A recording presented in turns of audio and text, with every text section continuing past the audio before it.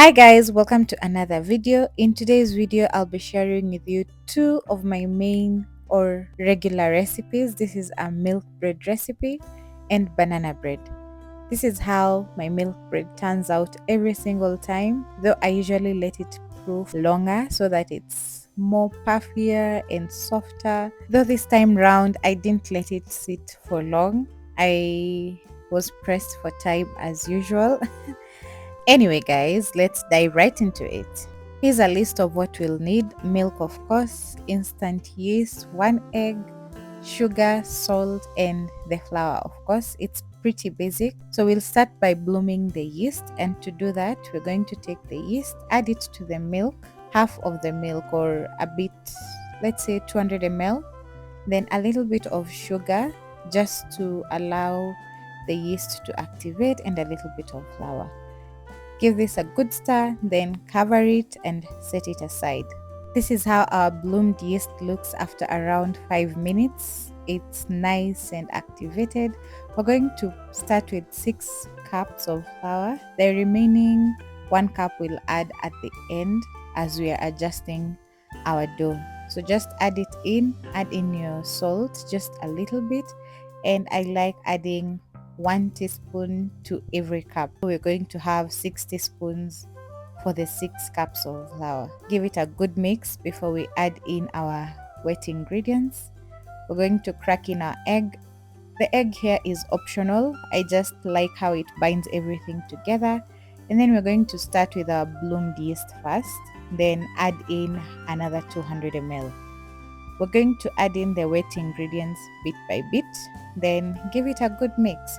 So this is our procedure from now. You're going to mix, adjust, add in until you get the consistency you want. After a few minutes of mixing, add in a little bit of milk again. You don't want to add in everything together, just to give yourself room to control how wet or how dry you want your dough to become. You can only add in as you mix. Once everything is well combined, go in with your last bit of milk and 1 tablespoon of cooking oil. I didn't have butter. Butter is most preferred, of course, so I added coconut oil. Then continue mixing. Bread making is all about the hydration of your flour and gluten activation. So a lot of kneading goes in here, but if you don't have a mixer, you can do this by hand. I also added another tablespoon of my coconut oil, so that will make 2 tablespoons of your butter or cooking oil. Continue mixing or kneading. What we want is a very stretchy dough at the end of the process. So just keep on kneading until your dough is this elastic. Using my mixer, I kneaded this for around 10 to 15 minutes. So you guessed it, if you're going to knead by hand, you'll probably knead it for around 20 minutes. Just be patient, because what you want at the end of the process is a very nice consistency. Look at this, it's very soft, it's not sticky at all, and this is what you want at the end of the process. So I'm going to cover this using my cling film and then cover it again, put it inside a preheated oven. It's still cold. The weather right now is pretty cold, so room temperature doesn't work anymore. What you can do is preheat your oven a little bit so that it's warm, then proof your dough there. It will proof faster. So this was after around 1 hour. Look at that, it has doubled in size, and this is just beautiful. Ensure that you prep your tins before you start this next stage. I lined my tins with oil. Oil is all you will need for bread, but you can also dust them with flour if you want to. This next step, we are going to start forming our bread and shaping it into the forms we want them to take as the final product. And this is usually my favorite bit. I like how proofed dough looks and just reacts. The networks are a beauty. Anyway, just knead it a bit inside the tin or your container. Dust your palm of the hand and then continue kneading for a while until it's a nice consistency, having everything uniformed. As you can see, it's still very soft, very pliable. Just knead it a bit, around 5 minutes will do. Then cut it into equal parts. I like measuring mine like this so that I have roughly 400 grams of bread.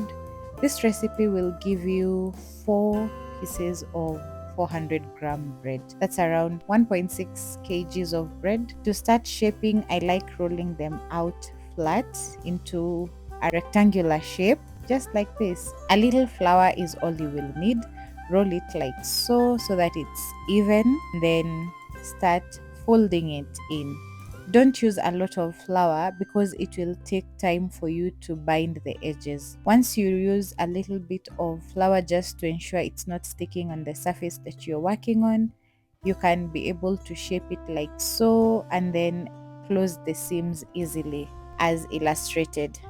The purpose of rolling it out and folding it in like this is to eliminate those huge chunks of air pocket. You want a very nice and uniform bread at the end of your baking. So this ensures that you have some sort of uniformity and you don't have those huge air bubbles that you sometimes find in store-bought bread or even the ones that you bake at times at home.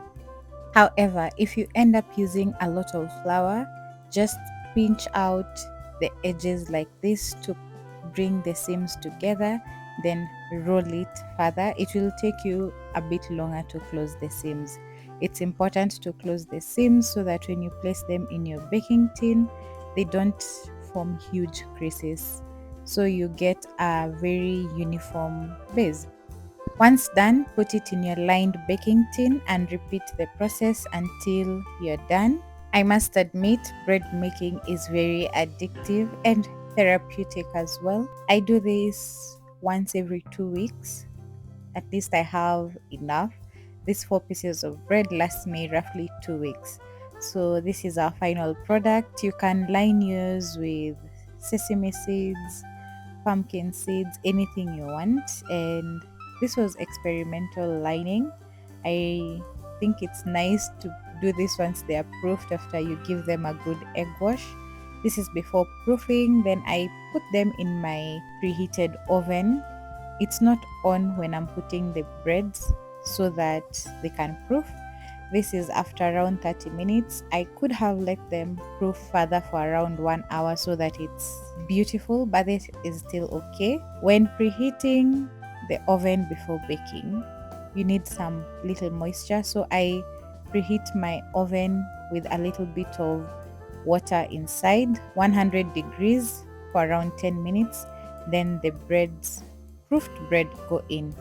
I'll still leave the water down for around the first 20 minutes, then remove it and let the remaining 10 minutes bake nicely. So the bread will bake for 180 degrees for around 25 to 30 minutes. This is my final product. You want to have an echo, a hollow sound when you knock the bread once they leave the oven. I wish you could hear it, but then the microphone isn't very close to the bread, but you know that hollow sound you get when you knock a watermelon or slap a cabbage.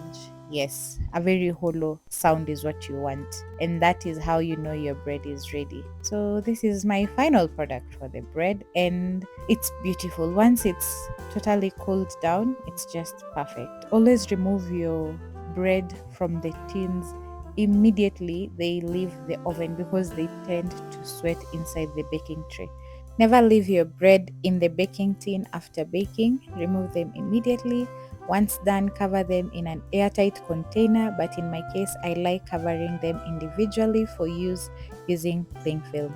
Now, on to our next recipe, our banana bread. Now, I found myself with a lot of bananas, but because they were almost going bad and they were not yet ripe, I first had to bake them for 10 minutes in the oven to just hasten the process, and this is the result. I ended up with really ripe bananas. When making banana bread, you see those ones with a lot of black spots that they are almost going bad. Those are the perfect ones because they are sweeter, they are softer, They're the gold in making banana bread.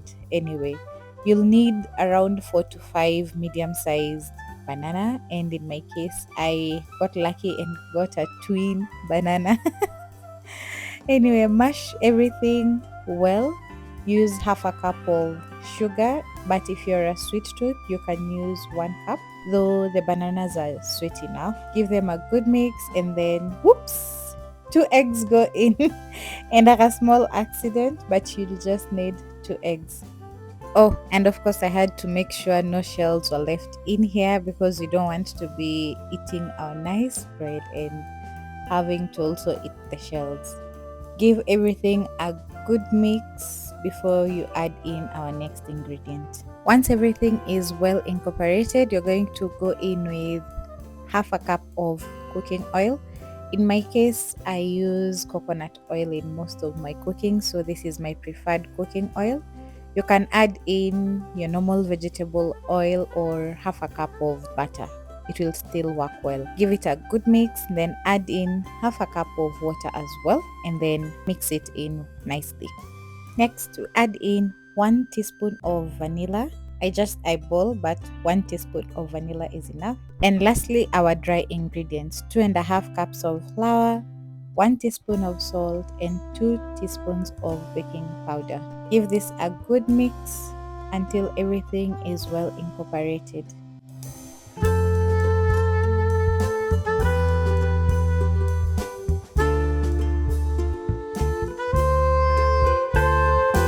And then our last ingredient, though this is optional, ain't no way I'm making banana bread without chocolate inside it.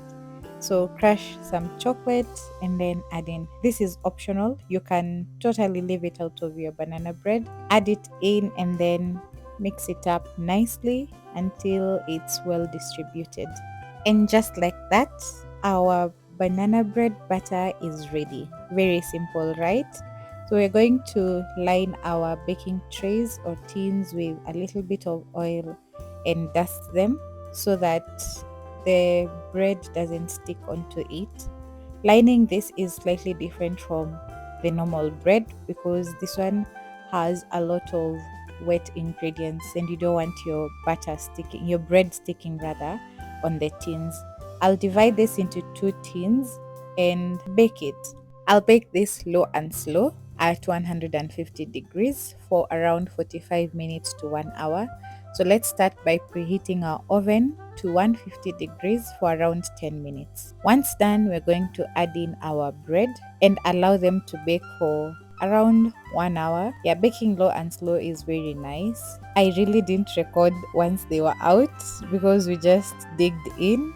Anyway, after around 1 hour, the breads looked nice and we had already started digging in. In my house, we really love banana bread, so they didn't stand a chance. Fresh from the oven.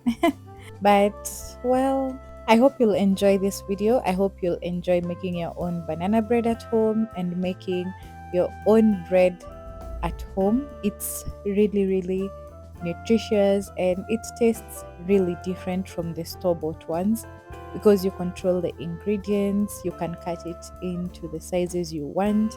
I really love making bread at home. It's quite the therapy.